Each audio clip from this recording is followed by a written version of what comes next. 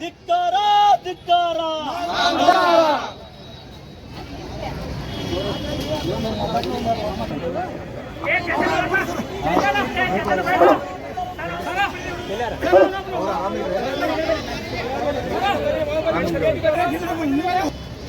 ಸಾಕಾರ ಅವ್ನು ಖಾನಾಪುರ ಅವ್ನು ರಾಜಶೇಖರ ನಾವು ಬಂದಾನ ಅವ್ನು ಬಿಡಿಸೋ ಅಲ್ಲಿ ಎಲ್ಲರಿಗೂ ಮೊದಲನೇದಾಗಿ ಬಿಡಿಸೋ. ಯಾವುದೇ ಸಮಾಜದವ್ರ ನಿಮ್ ಜೊತೆ ನಿಂತ್ಕೊಂಡಿಲ್ಲ. ನಿಮ್ಮನ್ನ ಆರಿಸಿರೋದು ನಮ್ಮ ಕಡೆ ಇದೆ, ನಿಮ್ಮನ್ನ ಕೆಳಗೋದು ಕೂಡ ನಮ್ಮ ಚಲವಾದಿ ಸಮುದಾಯದವ್ರ ಕಡೆ ಇದೆ. ಮತ್ತೆ ಅದೇ ರೀತಿಯಾಗಿ ನಮ್ಮ ಏನು ನಮ್ಮ ಸಹೋದರ ಮಾದಿಗ ಜಾತಿಯವರು ಏನ್ ನಮ್ಮ ಮೇಲೆ ಕ್ಲೇಮ್ ಮಾಡ್ತಾ ಇದ್ರಲ್ಲ, ನೀವೇ ನಮ್ಮ ಹಕ್ಕುಗಳನ್ನೆಲ್ಲ ಕಸಿದುಕೊಳ್ತಾ ಇದ್ದೀರಾ, ನಮ್ಮ ಹಕ್ಕುಗಳನ್ನ ತಿಂತಾ ಇದ್ದೀರಾ ಅಂತ ಹೇಳಿ ನೀವು ಸದಾಶಿವ ಆಯೋಗದ ವರದಿಯನ್ನು ನೋಡಬಹುದು. ಹಾಗೆ ನ್ಯಾಯಮೂರ್ತಿ ನಾಗಮೋಹದ ಆಯೋಗದ ವರದಿಯನ್ನು ನೋಡಬಹುದು. ನಿಮ್ಮ ತಿಂತಾರವ್ರು ನಾವಲ್ಲ, ನಿಮ್ದು ಕಸು ತಿಂತವ್ರು ಯಾರಾದ್ರೂ ಇದ್ರೆ ಅದು ಬಂಜಾರ ಬೋವಿ ಕೊರೋನಾ ಕೊಡ್ತೀವಿ ತಿಂತ ಇದಾರೆ. ಹೊಲೆಯರು ಕೂಡ ಯಾವತ್ತು ನಮ್ಮ ಬಾಬಾ ಸಾಹೇಬ್ ರಕ್ತದಲ್ಲಿ ಬಂದಿದೆ, ಇನ್ನೊಬ್ಬರಿಗೆ ನಾವು ಯಾವತ್ತು ಅನ್ಯಾಯ ಮಾಡೋದು ಇಲ್ಲ ಅಂತ ಹೇಳಕ್ಕೆ ಹೇಳಿ ನಾನು ಒಂದೆರಡು ಮಾತುಗಳು ಮುಗಿಸ್ತಾ ಇದ್ದೀನಿ. ಹಾ ಸರ್ ಹೇಳ್ರಿ. ನಾಗಮೋಹನ್ ದಾಸ್ ಅವರ ವರದಿಯ ಪ್ರಕಾರ ಮಾದಿಗ ಸಮಾಜ ಜಾಸ್ತಿ ಅಂತ ತೋರಿಸ್ತಾ ಇದೆ. ಯಾಕಂದ್ರೆ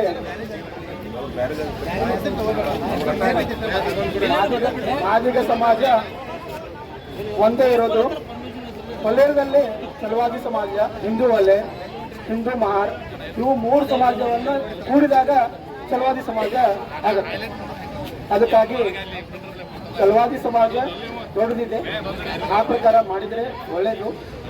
ಇಲ್ಲಾದ್ರೆ ಮುಂಬರುವ ದಿನದಲ್ಲಿ ಸರ್ಕಾರ ಇನ್ನೊಮ್ಮೆ ಕನಸಿನಲ್ಲೂ ಸರ್ಕಾರ ಬರಲಿಕ್ಕೆ ಸಾಧ್ಯವಿಲ್ಲ ಅಂತ ನಾ ಹೇಳ್ತೇನೆ.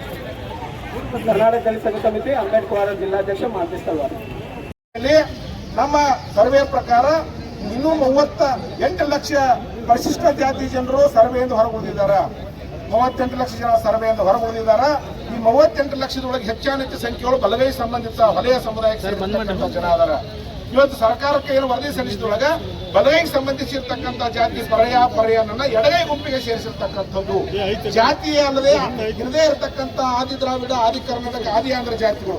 ಇವತ್ತು ನಮ್ಮ ಸೋದರ ಸಮಾಜಗಳು ತಮ್ಮ ಜಾತಿಯನ್ನ ಬರೆಸಬೇಕು ಅಂತ ಮನೆ ಮನೆಗೆ ಸ್ಟಿಕರ್ಗಳು ಹಚ್ಚಿದ್ರು. ಆದ್ರೆ ನಮ್ಮ ಸಮಾಜ ನಾವಂತ ಯಾವುದೇ ಪ್ರಯತ್ನ ಮಾಡೋದ್ರಿಂದ ಅವತ್ತು ಆದಿ ಕರ್ನಾಟಕ, ಆದಿ ದ್ರಾವಿಡ, ಆದಿ ಆಂಧ್ರ ಏನು ಗೊಂದಲ ಇತ್ತು ಸದಾಶಿವ ಆಯೋಗದ ವರದಿಯಲ್ಲಿ, ಇವತ್ತಿಗೂ ಸಹಿತ ಆ ಗೊಂದಲ ಮುಂದುವರೆದ.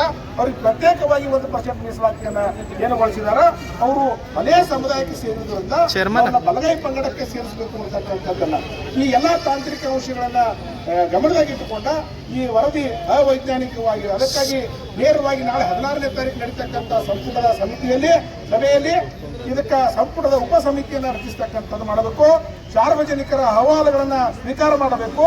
ತದನಂತರ ಯಾವುದೇ ಒಂದು ಒಳಜಾತಿಗಳಿಗೆ ಅನ್ಯಾಯವಾಗದ ಹಾಗೆ ಏನು ನಮ್ಮ ಸಮುದಾಯ ಇವತ್ತು ನಾವು 45 ಲಕ್ಷ ಜನಸಂಖ್ಯೆ ಕರ್ನಾಟಕದಲ್ಲಿ ಅಂತ ನಾವು ಹೇಳ್ತಾ ಇದ್ದೀವಿ ಆಧಾರ ಸಮೇತ.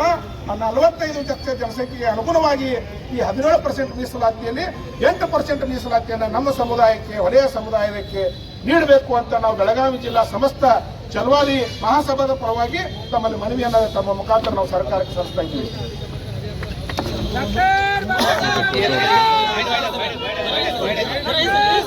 ನ್ಯಾಯಮೂರ್ತಿ ಎಚ್.ಎನ್. ನಾಗಮೋಹನ್ ದಾಸ್ ಅವರ ವರದಿ ಸರ್ಕಾರದ ಕೈ ಸೇರಿದೆ. ಆ ವರದಿಯನ್ನ ನಾವು ಸಮಾಜ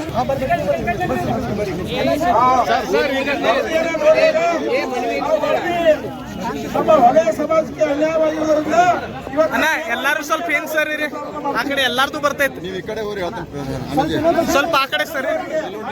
ಸಿದ್ದರಾಮಯ್ಯನವರು ಮಾನ್ಯ ಮುಖ್ಯಮಂತ್ರಿಗಳು, ಕರ್ನಾಟಕ ಸರ್ಕಾರ, ವಿಧಾನಸೌಧ ಬೆಂಗಳೂರು, ಮಾನ್ಯ ಜಿಲ್ಲಾಧಿಕಾರಿಗಳು ಬೆಳಗಾವಿಯವರ ಮುಖಾಂತರ ಮಾನ್ಯರೇ ನ್ಯಾಯಮೂರ್ತಿ ನಾಗಮೋಹನ್ ದಾಸ್ರವರ ಅಧ್ಯಕ್ಷತೆಯ ಒಳ ಮೀಸಲಾತಿ ಏಕಸದಸ್ಯ ವಿಚಾರಣಾ ಆಯೋಗವು 4/2020 ಸಲ್ಲಿಸಿರುವ ವರದಿಯಲ್ಲಿ ಪರಿಶಿಷ್ಟ ಜಾತಿಯ ಬಲಗೈ ಸಮುದಾಯಕ್ಕೆ ಸೇರಿದ ಪರಯ್ಯ ಪರವನ್ ಜಾತಿಯನ್ನು ಎಡಗೈ ಪಂಗಡಕ್ಕೆ ಸೇರಿಸಿರುವುದಲ್ಲದೆ ಸಮುದಾಯಕ್ಕೆ ಸೇರಿದ ಇನ್ನೂ ಹಲವು ಜಾತಿಗಳನ್ನು ಅತ್ಯಂತ ಹಿಂದುಳಿದ ಜಾತಿಗಳ ಗುಂಪಿಗೆ ಸೇರಿಸಿ ಬಲಗೈ ಸಮುದಾಯದ ಜನಸಂಖ್ಯೆಯನ್ನು ಉದ್ದೇಶಪೂರ್ವಕವಾಗಿ ಕಡಿಮೆ ಮಾಡಿರುವುದಲ್ಲದೆ ಜಾತಿಯೇ ಅಲ್ಲದ ಆದಿ ಕರ್ನಾಟಕ, ಆದಿ ದ್ರಾವಿಡ, ಆದಿ ಆಂಧ್ರ ಸಮೂಹಕ್ಕೆ 1% ಮೀಸಲಾತಿ ನಿಗದಿಪಡಿಸಿರುವುದನ್ನು ರದ್ದುಪಡಿಸಿ ಸದರಿ ಮೀಸಲಾತಿಯನ್ನು ಸಂಬಂಧಿಸಿದ ಜಾತಿಗಳಿಗೆ ಹಂಚಿಕೆ ಮಾಡಲು ಕುರಿತು ನ್ಯಾಯಮೂರ್ತಿ ಶ್ರೀ ನಾಗಮೋಹನ್ ದಾಸ್ ಒಳ ಮೀಸಲಾತಿ ಏಕಸದಸ್ಯ ವಿಚಾರಣಾ ಆಯೋಗವು ಪರಿಶಿಷ್ಟ ಜಾತಿಯ ಕುಟುಂಬಗಳನ್ನು ಸಮೀಕ್ಷೆ ನಡೆಸಿ 2025ರವರೆಗೆ ನಡೆದ ಸಮೀಕ್ಷೆಯಲ್ಲಿ 27.24 ಲಕ್ಷ ಕುಟುಂಬಗಳ